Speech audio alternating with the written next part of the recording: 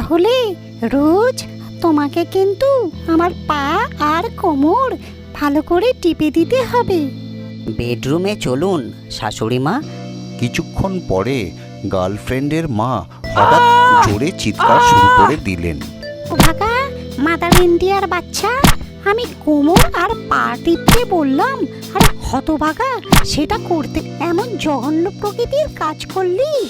শেষকালে আমাকে ছেড়ে আমার মাকে নিয়ে পড়লি।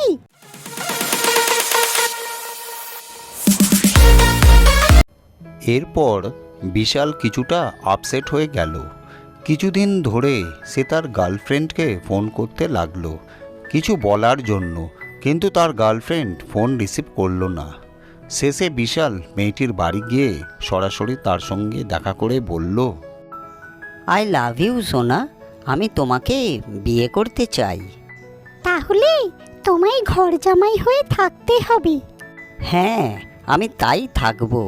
আমার তো বাবা মা কেউ বেঁচে নেই, আমি তোমার কথায় রাজি আছি। মা, ও মা, দেখো বিশাল বলছে আজ থেকে ঘর জামাই হয়ে থাকবে। তাহলে রোজ তোমাকে কিন্তু আমার পা আর কোমর ভালো করে টিপে দিতে হবে।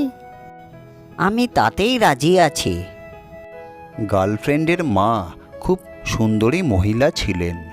বিশাল ভাবল, এমন সুন্দরী শাশুড়ি কার ভাগ্যে জোটে, আর তার কোমর আর পা টেপা তো খুবই ভাগ্যের ব্যাপার।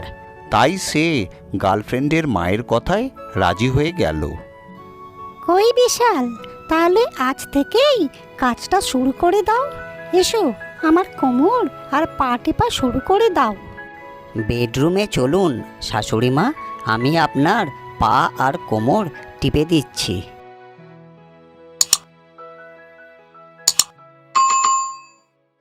কিছুক্ষণ পরে গার্লফ্রেন্ডের মা হঠাৎ জোরে চিৎকার শুরু করে দিলেন।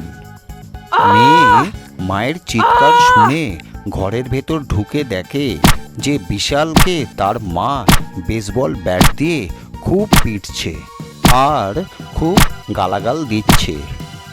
শালা হতভাগা মাদার ইন্ডিয়ার বাচ্চা, আমি কোমর আর পা টিপতে বললাম, আর হতভাগা সেটা করতে করতে আমাকে জড়িয়ে ধরলো।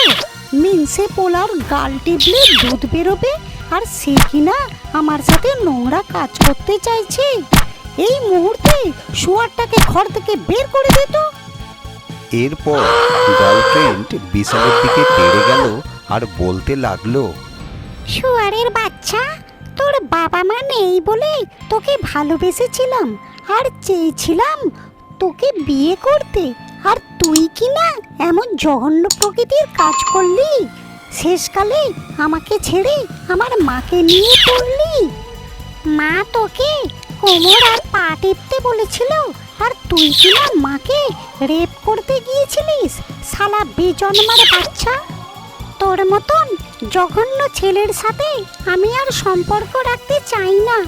বেরো এক্ষুনি বাড়ি থেকে গান্ডুর বাচ্চা, নইলে তোকে আমি এক্ষুনি খুন করে ফেলবো। ক্যালারের চুতিয়া কোথাকার। বিশাল তখন ভয় ভয় সেখান থেকে কেটে পড়ল, আর সেই বাড়ির মুখও কোনোদিন হলো না।